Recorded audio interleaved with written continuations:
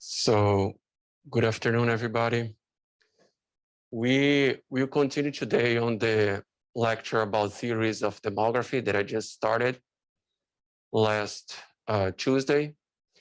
And just to remind you that today we go back into the quizzes. So we have quiz 6 available today at 2 p.m. until tomorrow at 8 p.m. Right, that same style. And remember that quizzes are cumulative, only 2 questions, so they can go back further on any topic that we covered so far in the course. The exams are not cumulative, but the quizzes are, okay?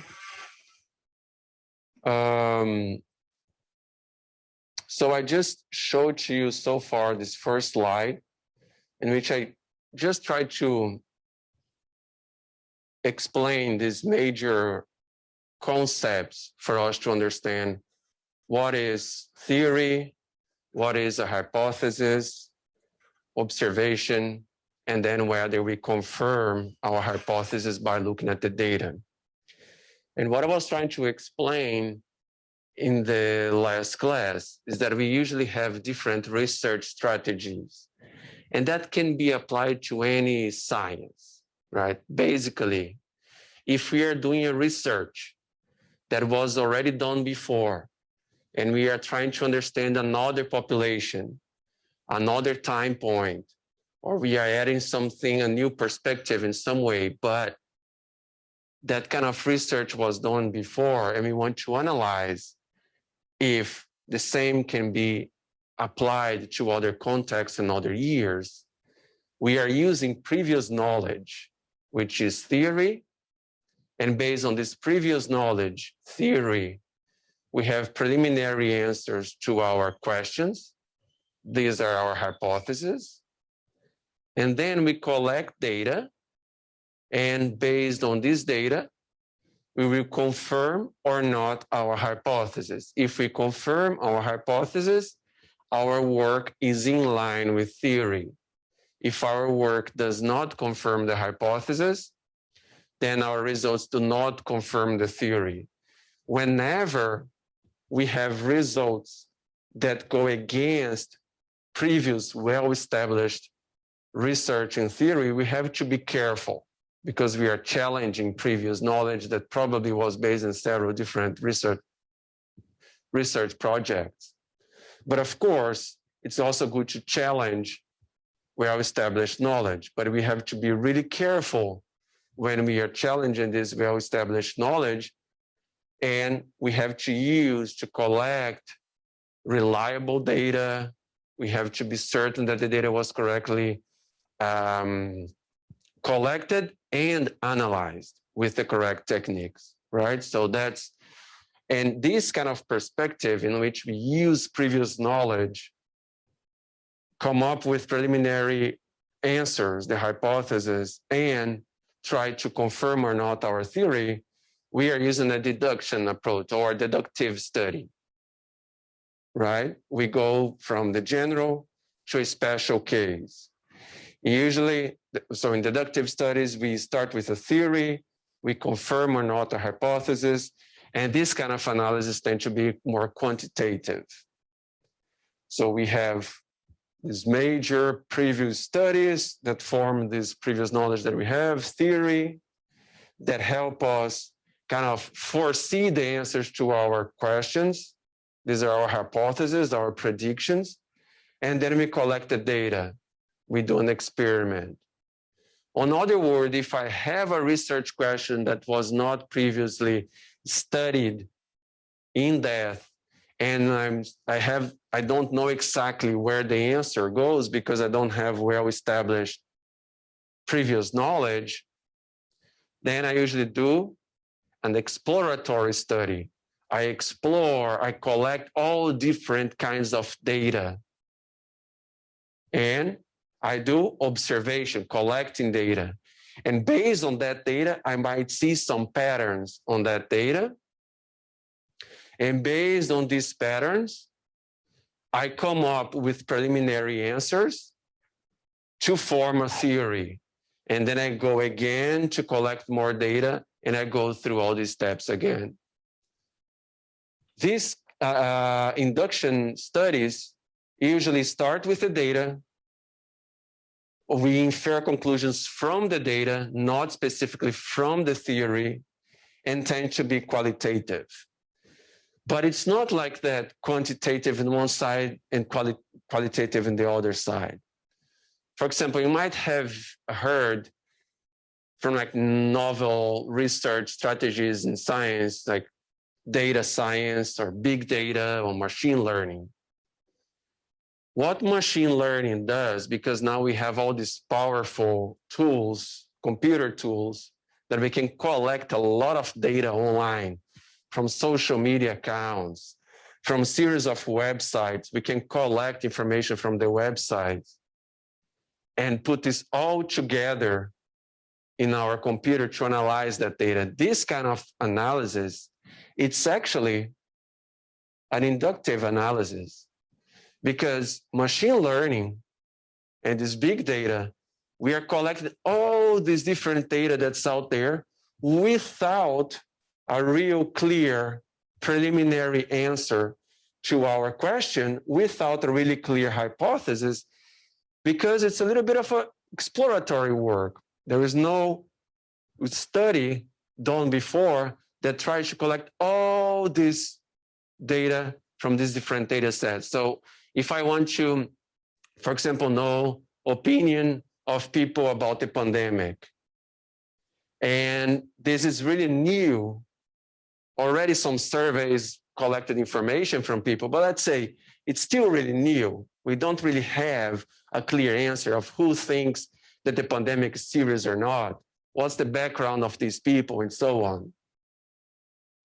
So I can use these computer tools, machine learning, to collect information from people in their social media accounts.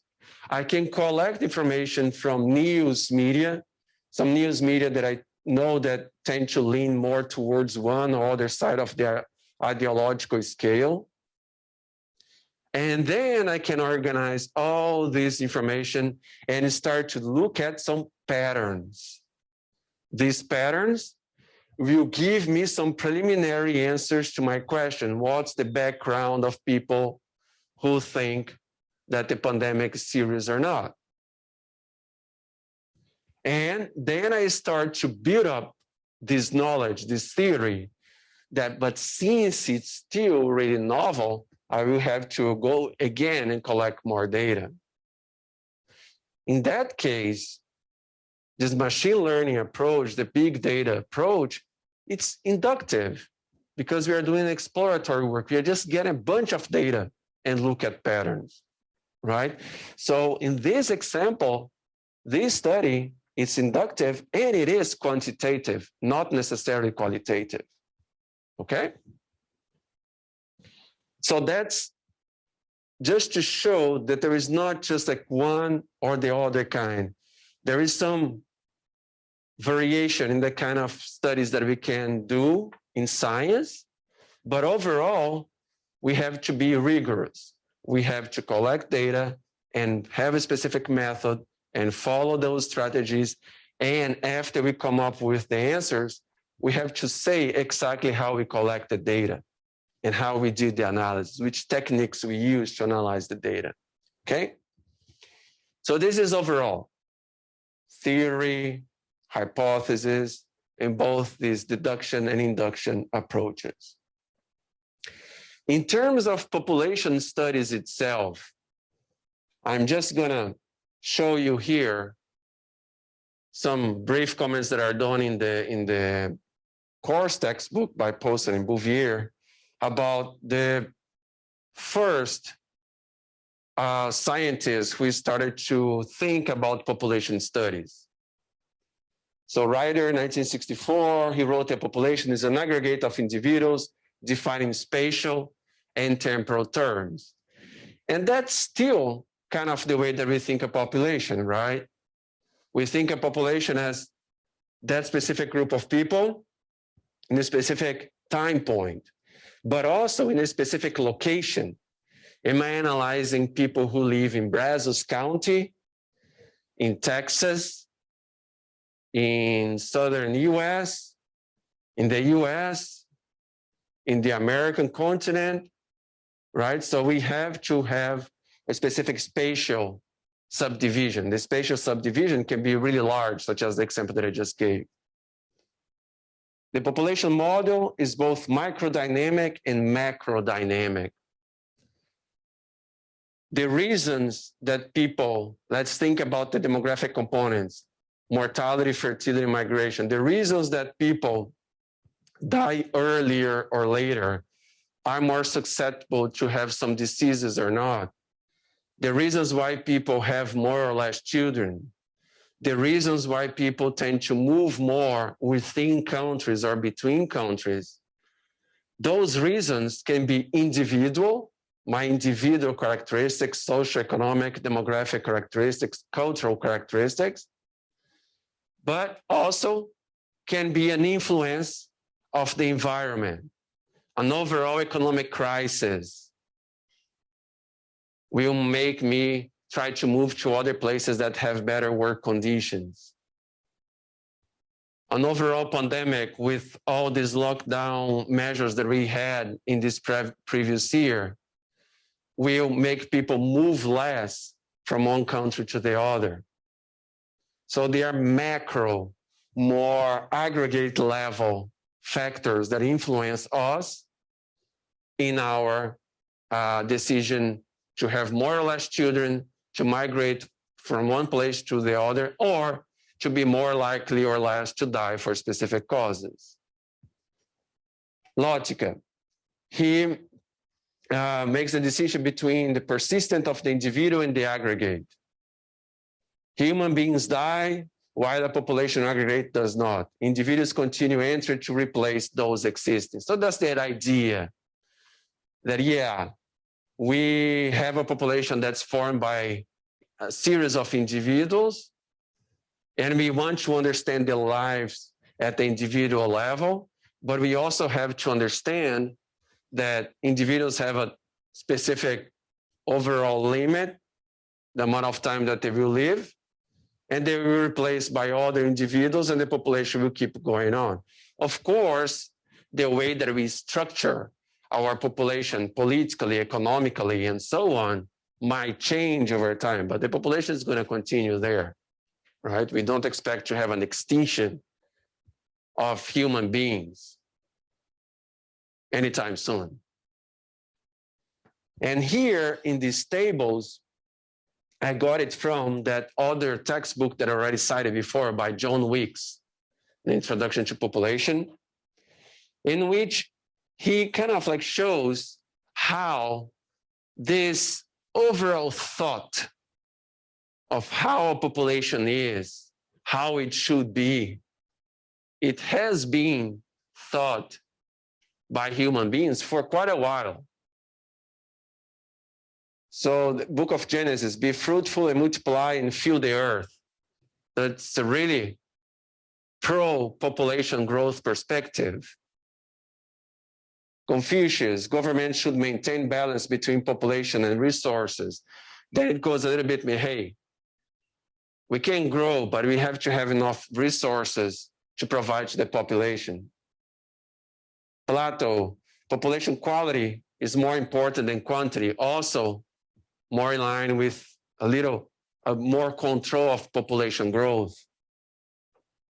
Aristotle, population should be limited, abortion might be appropriate.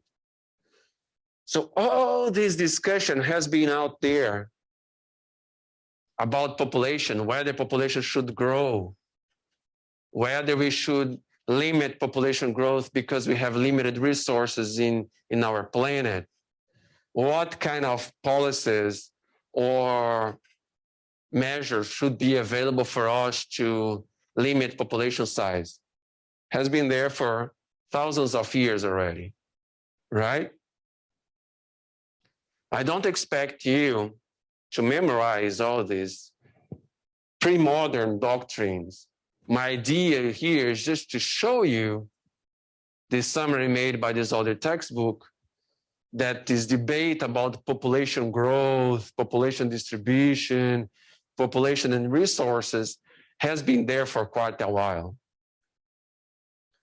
Cicero, population growth necessary to maintain the Roman Empire, with the idea that the Roman Empire needed people, needs slaves as well to continue to exist. St. Augustine, abstinence is preferred way to deal with sexuality. Second best is to marry and procreate. This kind of perspective of St. Augustine, it's even kind of linked to what Thomas Malthus tells in his main book about population principles that we're going to discuss more in detail in the next slides. The idea that if you want to control population growth, delay marriage, practice abstinence, more against other forms of contraception. St. Thomas Aquinas, I mean, I might be pronouncing these names in a different way that you guys say them, because when I read those names, I usually read in Portuguese, but that's why it's written in the slide, because if you don't understand, my accent is there. Celibacy is not better than marriage or procreation. So more in favor of population growth as well. Khaldun, population growth increases occupational specialization and raises income. It's actually good to have population growth because then people start to specialize in specific activities, occupations.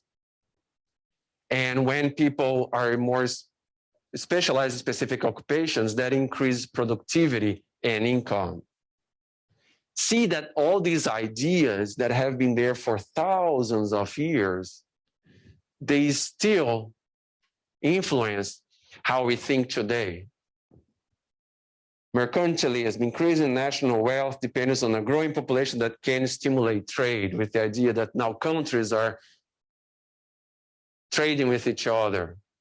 And some countries might be more specialized in specific economic activities, and increasing the wealth of the population will depend on the flexibility of creating this economic flow, commerce between countries or even within countries. Physiocrats, population size depends upon the wealth of the land, which is stimulated by free trade. So laissez-faire style that the government should not control the economy, should let the economy develop by itself. Stimulating the free market, so that would create more wealth to the whole population. Malthus, who we're going to discuss more in detail in the coming slides. His main idea is that population grows exponentially, grows really, really fast compared to the growth in food supply, which grows arithmetically, it grows as well over time, but our capacity to produce more food, on his perspective, it's lower than our capacity to having children. Our capacity to increase the size of population, this perspective, it's much faster than our capacity to increase food production. And his main point is that poverty is the result in the absence of moral restraint. People should, again, marry later. They should practice abstinence. And then that would control their fertility. That would control population growth. Otherwise, poverty, wars, that would be the consequence in order to prevent population growth. This perspective, written by Malthus back in 1798, still is influential among several demographers. And these demographers that usually emphasize birth control measures as being appropriate ways to limit population growth, they are usually referred as being new Malthusians, because they kind of see, population growth is bad. We should control population growth. But the new Malthusians don't have a strong religious background as Malthus. So they are not against birth control measures. Malthus was against any kind of contraception. New Malthusians, No, but they still put population growth as being a negative thing, right? And more the Marxist perspective, each society has its own law of population that determines consequences of population growth. Poverty is not a natural result of population growth. He kind of switches the perspective of Malthus. Malthus says population growth causes poverty. Which one is the independent and which one is the dependent variable? Thinking about these topics that we talked in the beginning of the semester.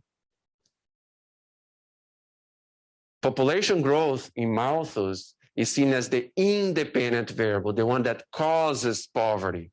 Poverty is the dependent variable in the Malthusian perspective.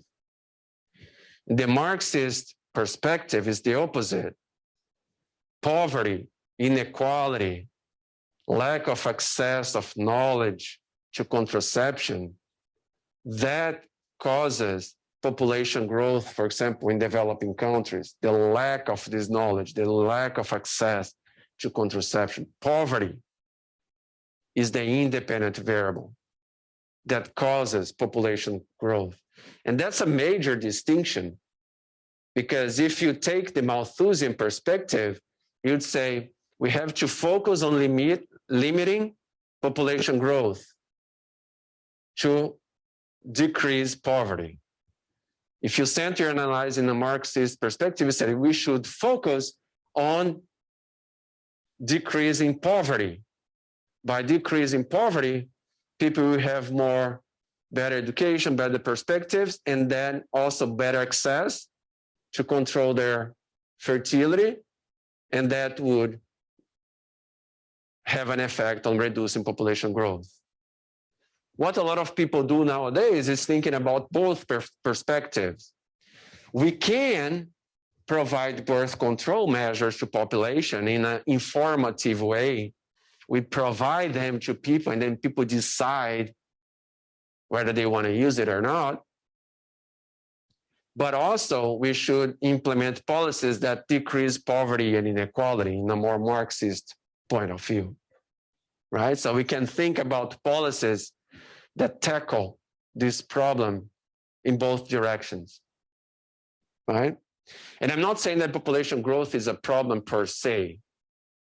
And that's something that I have been talking since the beginning of the course, and I will keep talking about this problem, about this topic. And then by the 40s, we have the development of this overall demographic transition theory that I'm going to also discuss in this chapter. What is the demographic transition theory? We already talked about it in the chapter about world population change over time. That's where that's the process, the historical process in which a country moves from high birth and death rates to really low birth and death rates. So population usually control communicable infectious diseases. It has a huge effect on infant mortality in the sense that infant mortality decreases a lot, or mortality among children. So mortality rates decline a lot, but the fertility rates are still high. And then afterwards, fertility rates decline as well. And then they reach more similar levels. And then population growth can be either positive or negative.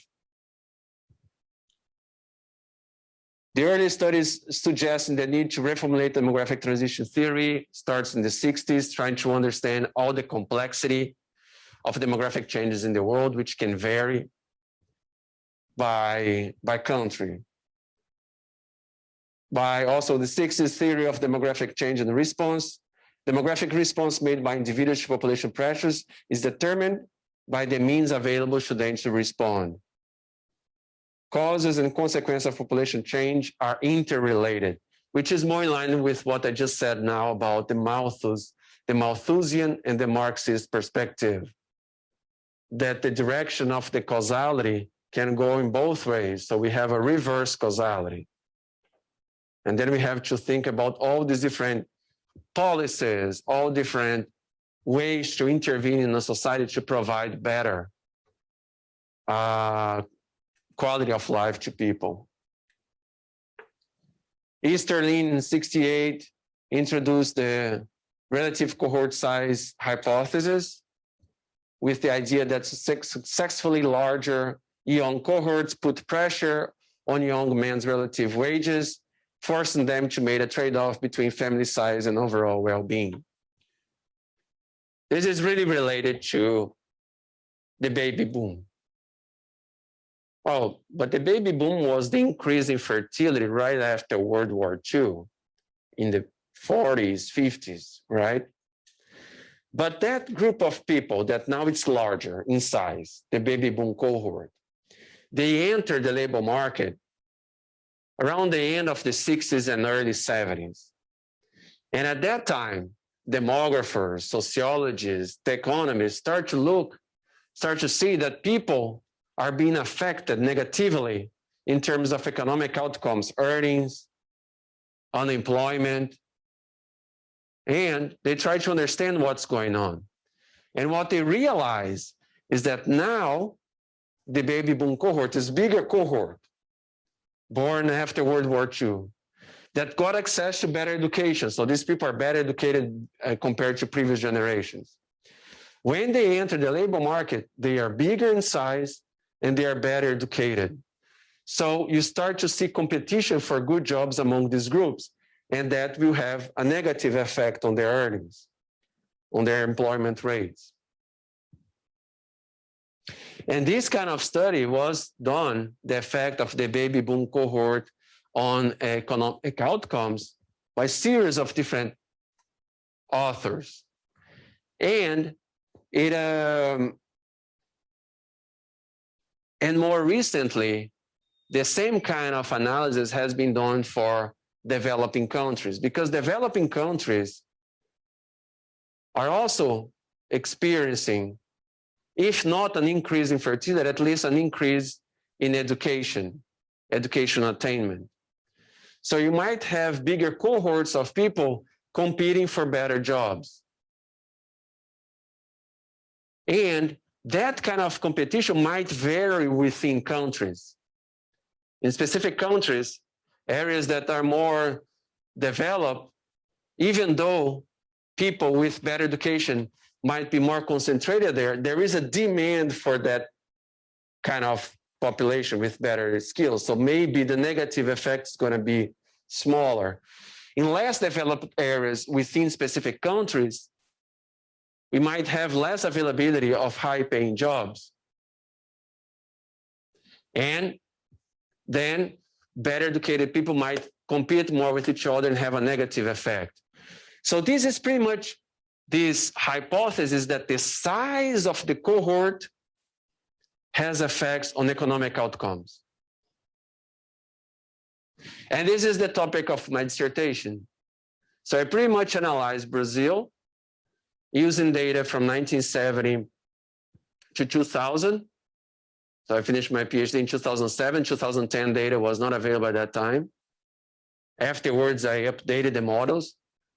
But I just analyzed it from 1970 to 2000, whether now people in Brazil getting older, getting better educated, and getting older, I mean, we have more people now between 15 and 64 years of age. They're getting older, but not so as old anymore in proportionally terms. 15 and 64, that's what it's increasing. And I showed the graph of the demographic ratio, the dependency ratio, sorry, for Brazil. That we have the amount of people in labor ages, it's increasing compared to the number of children and older people that we have in the population. By having more working age people compared to children and older people, the dependency ratio decreases, right? Because we have a smaller numerator, children and older people, being divided by a bigger denominator, working age people. So now we have more people in labor ages. And these people in labor ages are better educated in Brazil than they were before. But that varies a lot in the countries. So analyze that for dividing Brazil in 500 different areas. But what we see is that even though you have an increase in education, still there was some negative effect in previous decades, but this negative effect is not so negative nowadays because the country needs those people with better education. Still, only around 15% of the Brazilian population has college degree, really low. So although that proportion has been increasing, it's still not as much to provide the labor for well-qualified jobs. So this kind of discussion, size of population, by age, by education, is a major topic in demography. Like I said, that was the major topic of my dissertation. And it's based on studies that were conducted in the 60s. And more recently, too, there are all these different studies in population that try to decompose the demographic transition into separated transitions. Health and mortality transition, fertility transition, age transition, migration, urbanization, family and household. So you start to see studies of really high quality analyzing specific transitions that specific societies are experiencing, right? And now we go back to our course textbook. And then he emphasized again some other researchers that did some writings about population that go back some centuries ago. John Stuart Mill, a stationary population is better than a larger population. What is a stationary population? I already mentioned this here to you.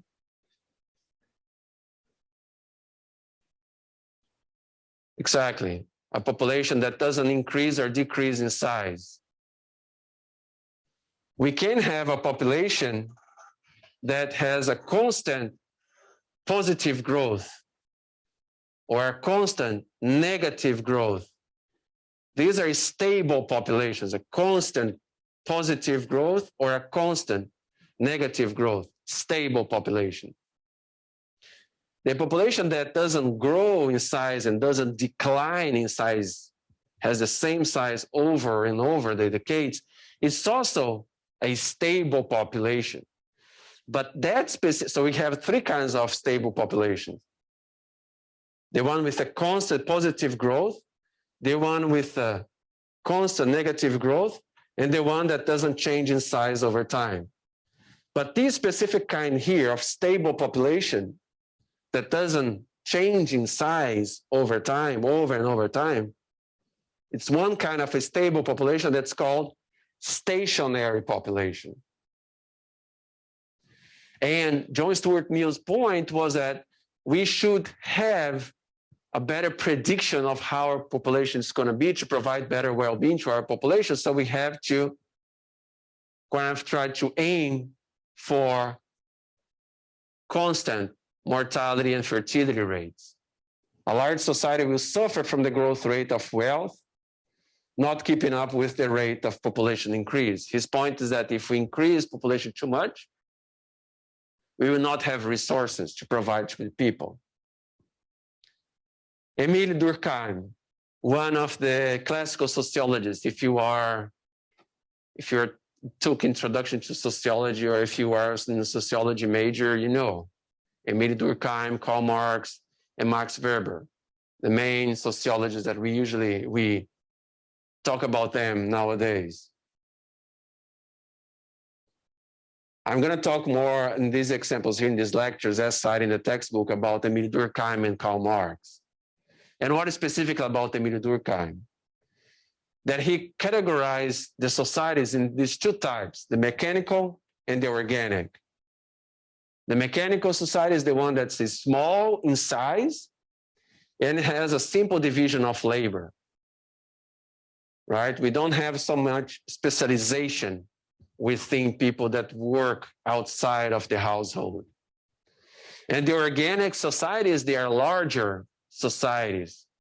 And by having a bigger population, it allows specific people to work on specific occupations. So we have an extensive division of labor.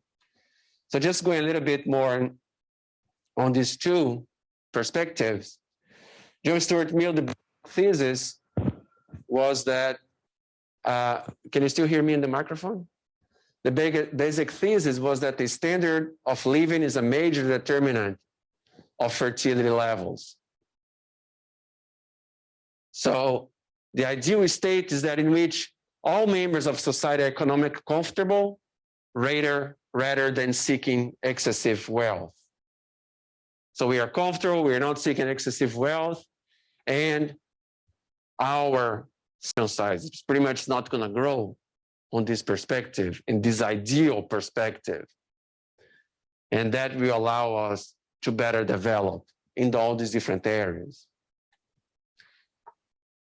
Emile Durkheim pretty much based an entire social theory on the consequences of population growth. Population growth leads to greater division of labor and a more specialization within our society. The struggle for existence is more severe when there are more people. But in the long term, this leads to great economic well-being. Yeah, population growth will make us try to struggle to have resources to everybody, but that will cause some sort of development in our society, technology, and means to produce more that will generate greater well-being in the future. And then it comes Malthus, one of the most well-known early scholars who wrote about population growth.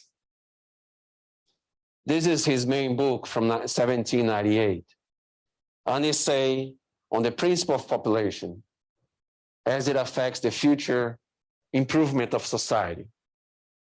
His main argument is, like I mentioned before, major resources that we need to survive, food and shelter, our capacity to build more houses, to produce more food, does increase, but does not increase as fast. It increases in an arithmetic rate. In population growth, it increases much faster in a geometric rate. And here, in this course, in this discussion, I'm using the term geometric rate the same way as exponential rate, right? So they are similar here. I'm not going too much into mathematical differences between the term geometric rate and exponential rate. Just saying that our capacity to produce food grows slower in an arithmetic rate compared to our capacity of increasing the size of population, which increases faster in a geometric or exponential rate. If left unchecked, population grows exponentially and subsistence arithmetically. And he proposes there are two different checks, two different ways that we can control population. And these two different ways that we can control population, he names them as being the preventive checks or positive checks. The preventive checks would be moral restraint or the postponement of marriage. So pretty much postponement of marriage and abstinence, for example. And the positive checks, what he calls positive checks, will be if we reach a really large size of the population and we don't have enough resources to provide to this population in terms of food and housing, for example, that will cause people to start fighting with each other, societies to fight with each other to get resources from them. So they will cause war, they will cause famine, pestilence, so poverty, that will cause people not having access to food, increased diseases. and other forms of misery and vice. Some people criticize Malthus for these terms here that he used, preventive checks and positive checks. As he was like, oh, I'm in favor of war. I'm in favor of famine. They use positive checks. I don't think we should see that way. That we think that war is positive, that famine or pestilence is positive. Pretty much here he's subdividing the ways in which population can be controlled in terms of size. One that can be done with this moral restraint, more related to his religious background, and another that would be kind of, if we don't control, that's going to happen. Poverty, war, diseases. And this perspective that bigger population growth might have negative consequences in the well-being of that population. In population here, I'm talking generic, can be human population or non-human population, influenced the work of Charles Darwin, Spencer, David Ricardo, Keynes, and so many others, with this idea that if population increases, that will create pressure on the resources that we have to ourselves, or even that into the overall life of animals as well. If you have a surge of a specific species in nature, that will cause the death of that specific species because they won't have enough resources for them to eat. Malthus argued that people have a natural urge to reproduce. But the increase in the food supply, which increases arithmetically, cannot keep up with the population growth, which increases geometrically, exactly because of this natural urge to reproduce. And again, the major consequence of population growth is poverty. What is the dependent and the independent variable? The independent variable is population growth that causes poverty, the dependent variable. And when we reach that, if we don't control population on his perspective, if we reach that level of poverty will be the stimulus for action. Then we will maybe try to control population growth in some way to take out people from misery, from poverty, from not having access to food. So this is a graphical representation of his overall theory. Our capacity on producing food increases over time here in the horizontal axis. So this is pretty much like being symbolized here as the acres under cultivation. But our capacity to increase the production of food, it's not fast enough to supply food to this population here that increases much faster in the exponential rate. In this example of his theory, in this specific period here, you have food surplus, more production than what we need. In this other, we have less food than what we need, the food deficit. The overall problem about his theory, and just remember, when did he write this? 1798. He wrote this in 1798. And exactly at that time, Western European countries were passing through the Industrial Revolution. And what the Industrial Revolution brought to us, it provided technological advances to produce food in a much faster way. We were able to produce food and several other products in our society in such much faster way that we were able to provide food to this growing population. And the interesting thing is that he was in the middle of this. And these advances were going on right there. But he described humans as no different than all living organisms in the ability to increase at a geometric rate. In his view, we're all competing for space and resources. But he didn't foresee that these technological advances would actually increase our ability to produce much more. And even in the 1960s now, we have even further advances in the possibility of producing more food to a larger population. Not organic food, but we produce more food, even if it's not with high quality.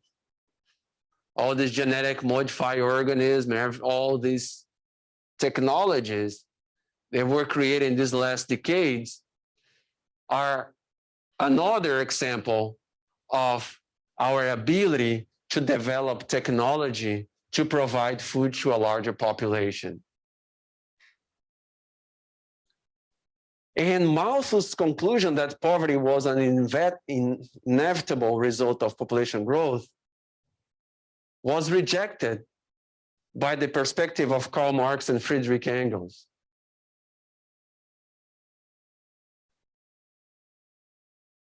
Malthus was saying population growth, the independent variable, will cause increase in poverty, the dependent variable.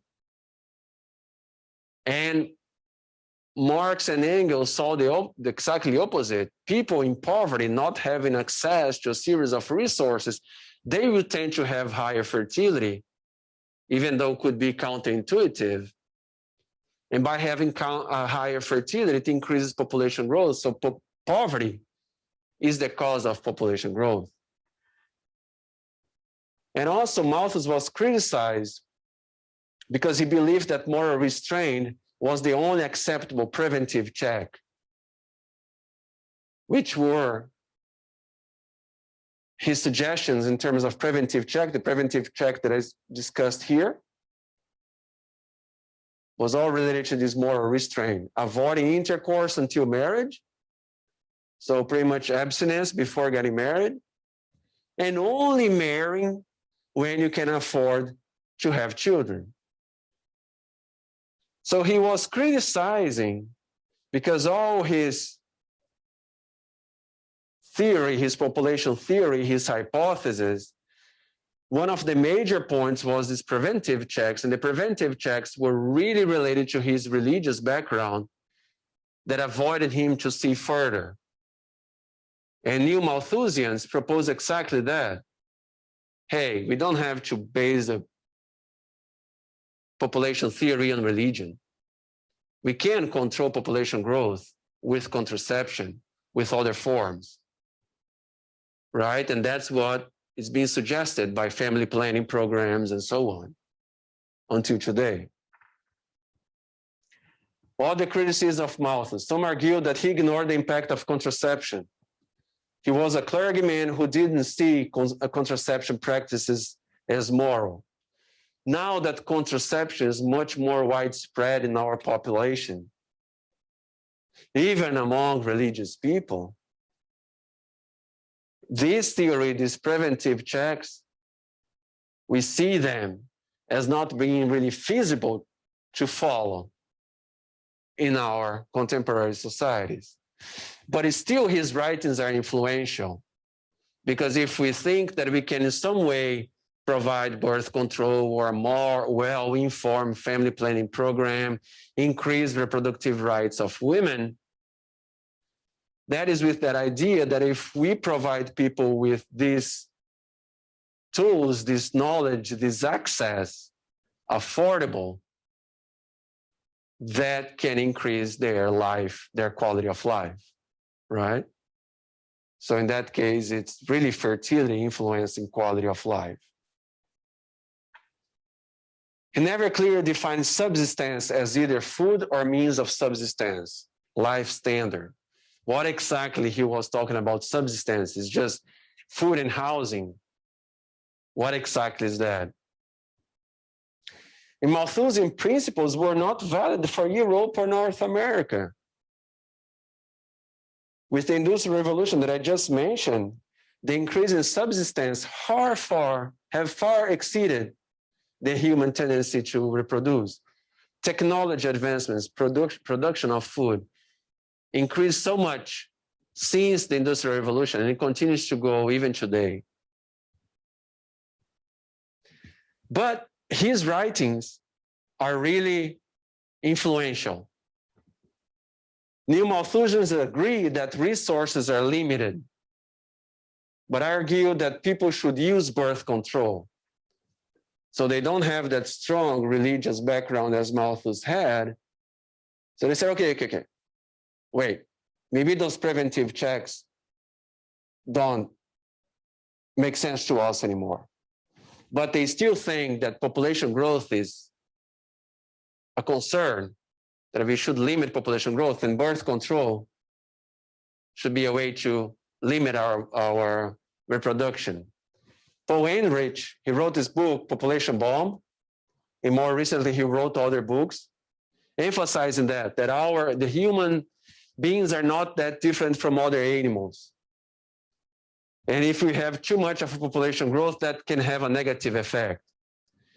And he, in the 60s, he emphasized that a lot. Human beings still exist. So his hypothesis did not really come through. But he still continues with this hypothesis that we should be concerned with population growth. Harding, in his Strategy of the Commons, with a similar perspective. So let's just show you here this book by Paul Ehrlich. Sorry. This is a Windows, not a Mac. It's this book here, right? The Population Bomb. This is Paul Ehrlich. And in our course website, in one of the videos that I mentioned here at the top, this 13-minute long video, The Population Bomb, made by the New York Times, different people with different perspectives talk about the seriousness or the consequences of population growth. And Paul Ehrlich is one of the interviewed people here, right? So his work was influential and controversial, right? So it's just interesting to know this discussion. And this video is a short video, and you can just look at in our course website. Cool?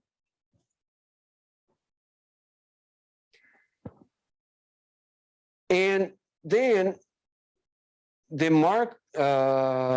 Marxist perspective, of course, all based on Karl Marx studies, kind of disagrees with the perspective of Malthus. So Karl Marx, a philosopher and economist, disagreed with the Malthusian population theory. In Karl Marx's perspective, there are two classes of people in the capitalist society.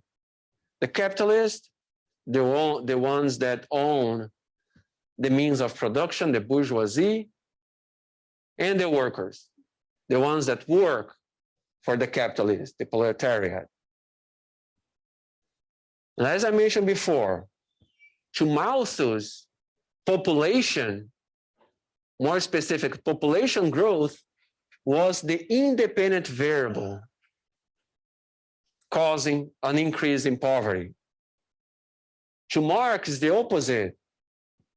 Population was the dependent variable, was the consequence of poverty, was the consequence of inequality, was the consequence of how the capitalist society is organized.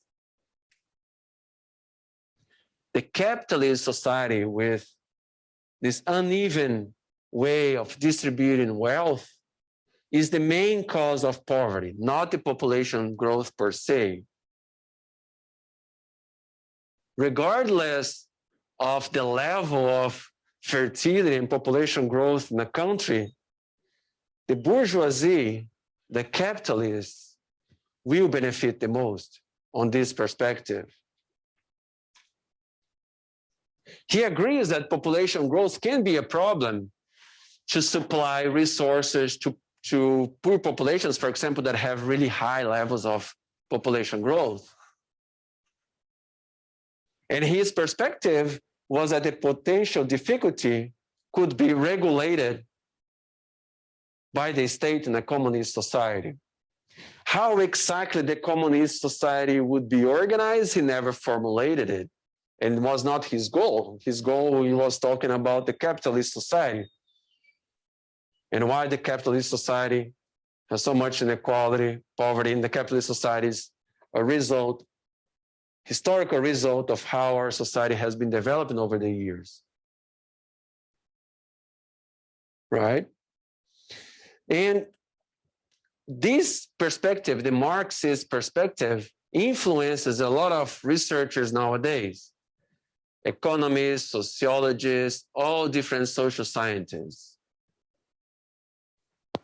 Each society at each point in history has its own law of population that determines population growth. In the capitalist society, the consequences are overpopulation and poverty. And in his perspective, in the socialist society, population growth is readily absorbed by the economy with no side effects, with the idea that the people are in power, not the capitalists are in power. So the people are in power and they have better control of how our resources will be distributed. A major criticism about Marx is that he didn't provide specific guidelines of how a society can be organized in a socialistic model. But it's kind of like a weak criticism because Karl Marx did so much to try to explain how the capitalist society is out there.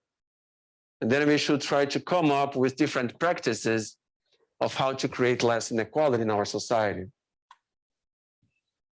And here I always try to link with discussions that we have nowadays. And the fact that all these terms get a little confusing among Americans. And in this case here, I'm using the term Americans for people in the United States.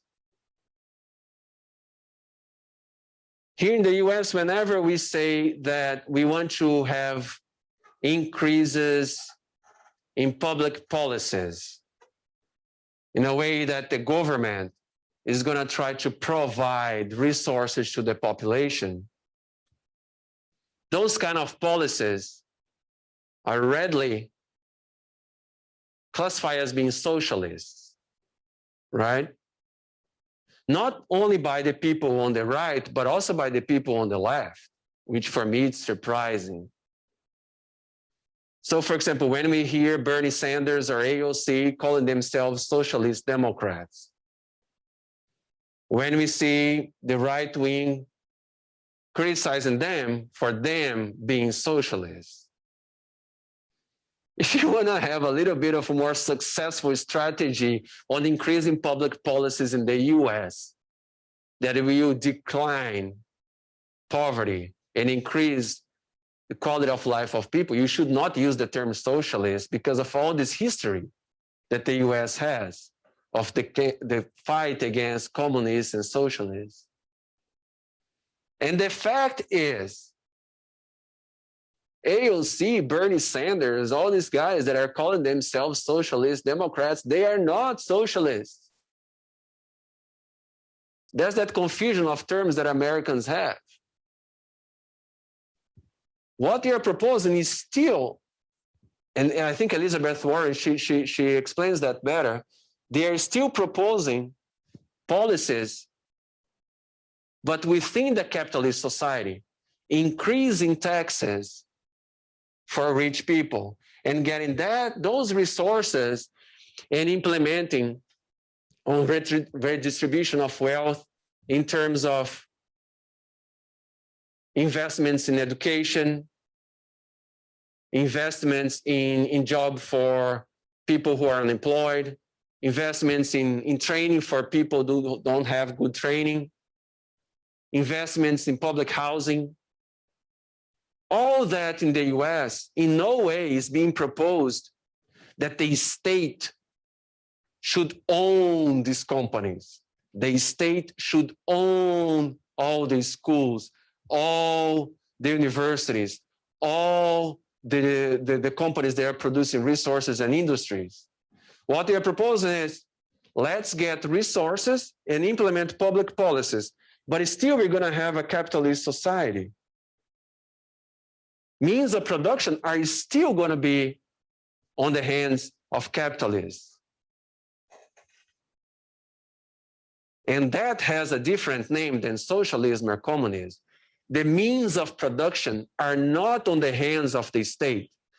When the means of production are on the hands of the state, yeah, okay, let's call that socialism and communism. But what is being proposed to the US is not that.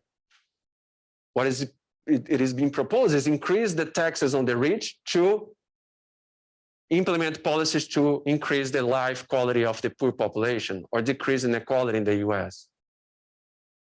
And that's how it's that called in the rest of the world. Social democracy. Social democracy. Social democrats is what these guys are. And that's the term that has been there in Europe for decades already, right? So if you want to have a better strategic, don't call yourself socialist democrat, call what everybody else in the world calls this kind of strategic policy initiatives, social democracy.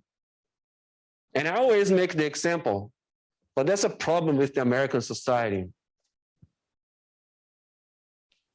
You get rugby, change a little bit of the rules of rugby, put a helmet, create some other positions. And instead of calling it American rugby, you call it football. Football is something else in the rest of the world. Right? Football, real football, what you call soccer, it already existed out there. It's just interesting. These terms get all confused. It's not just about demography, sociology, or whatever.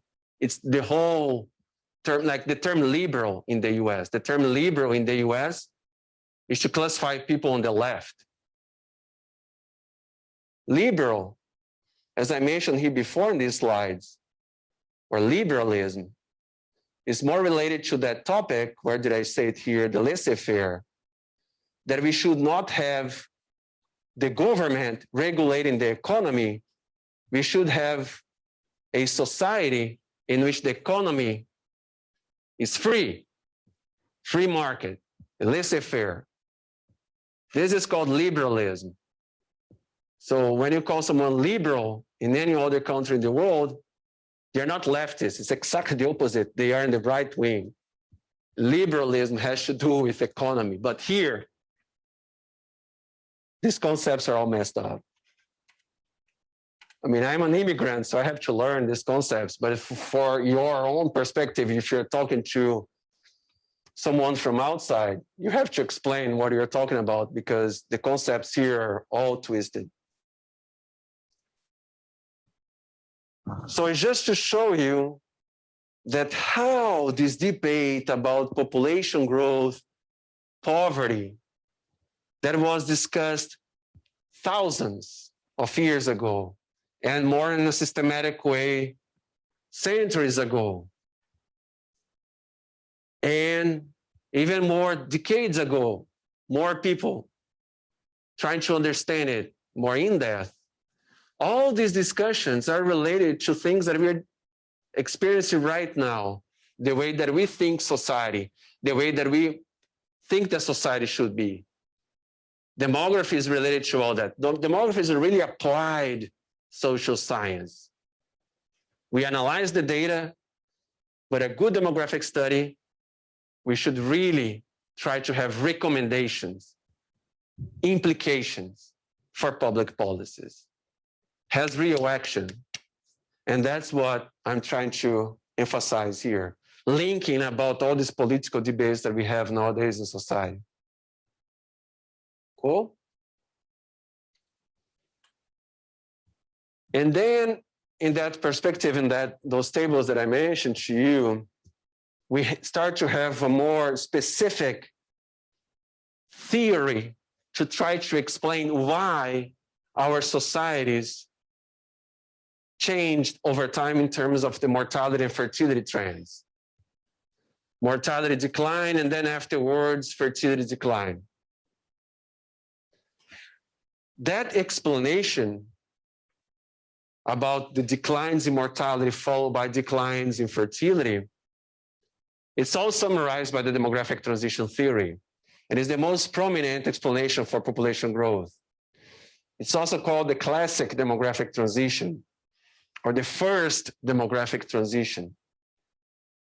It was developed by Thomas, Notestein, and also Davis. Changes in the size of the world's population over a certain period of time are due to changes or to declines in mortality and fertility rates. And in the textbook, the demographic transition theory, as we already talked before, is divided in these 4 stages. 4 stages of what? Of the levels of mortality and fertility. In the first stage, we have really high levels of mortality and fertility. A lot of people being born, but a lot of people dying, so population doesn't increase as much in size. And then it comes industrialization, industrial revolution, modernization. We start to have basic infrastructure, public infrastructure, basic health habits. We better control infectious diseases. Mortality among children declines a lot. So mortality decreases a lot due to our development as human population, due to this process of industrialization and modernization. That causes mortality to decline a lot, but fertility doesn't decline as fast. So we keep having a lot of people being born and people living longer, mortality rates lower. That creates an intense population growth on stage 2. People realize, hey, I don't have to have 6, 8 children for them to survive to adult ages. I can have only 3, 2 children, and they will all survive. So mortality will influence the decline in fertility, but also several other factors. Economic development, urbanization, all those facts, people start to, it's more expensive to have children, to provide good education, clothes, housing, health, everything. And then we start to have less children. People start to have more access to contraceptive methods. Then fertility declines even more. So you start to have, you had low mortality rates, fertility rates start to decline, still higher than the mortality rates, but population growth as a whole doesn't increase so much. So population growth declines. Still, the rates of population growth can be positive, but not so strong as they were before. And then in more developed societies, we reach really, really low levels of fertility and mortality. And fertility, as I mentioned before, it still has some fluctuations. In countries that expect some changes in the economy, women start to postpone the age in which they have children, and we see declines in fertility.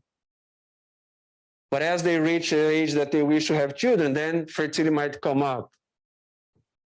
And these fluctuations in fertility in comparison to the mortality rates can generate either positive population growth or negative population growth. And the overall reason of why the population grows or declines is due to the fertility levels, because mortality is kind of stable over time. Hey, I gave you the example of the pandemic. Just here in the US, life expectancy decline. How much was that? 78.8 to 77.3, 1.5 years on average in total in the US. And that was clearly mortality. So I'm not saying that mortality is not going to have an influence on population growth in the future. But in these last decades, what we see more is mortality a little bit more stable and fluctuations in fertility, right? This is the graph, the representation of the demographic transition theory that we saw before. Stage one, called this pre-transitional, pre-industrialization stage, with high levels of birth and death rates, low population growth. Mortality declines a lot in this transitional stage called industrialization and modernization. Then the number of people being born is much higher than the number of people dying, so you have a huge natural increase. Then when fertility starts to decline due to urbanization, economic development, and as an influence of declining mortality, then natural increase is not so strong anymore. In more recent years, we have seen some countries that are already experiencing negative population growth or are projected for the next years to experience that stage. Like as I said before, I like this representation here that breaks down the previous graph, stage 3 into stages 3 and 4, just because it adds this line here, which shows in this period with really high fertility mortality, population growth was not so strong. And then when mortality declines, population growth increases a lot because fertility is still really high. And as fertility declines, population growth starts to stabilize, and in some countries can get negative in the sense that population will decline in overall size because you have lower birth rates compared to death rates. And this summary here is pretty much similar to what we discussed before. And just the vertical axis here is in the unit of the birth and death rates. This unit here is not the population size, but the idea here is population size in absolute terms can start to decline when we reach this specific example in some countries in which birth rates are lower than death rates. So the transition began in the 1700s and in later years in Europe. It's not complete in most less developed countries. In many African and Middle Eastern countries, they are early in stage 3. So we are early in this stage here in which fertility is declining. So those stages there in that slide come from the textbook. And the textbook is referring to this figure here, okay? Some countries in Latin America are moving towards stage 4 already. So really low levels of fertility, in some cases negative population growth. And this variation changed population distribution too. People start to move within countries.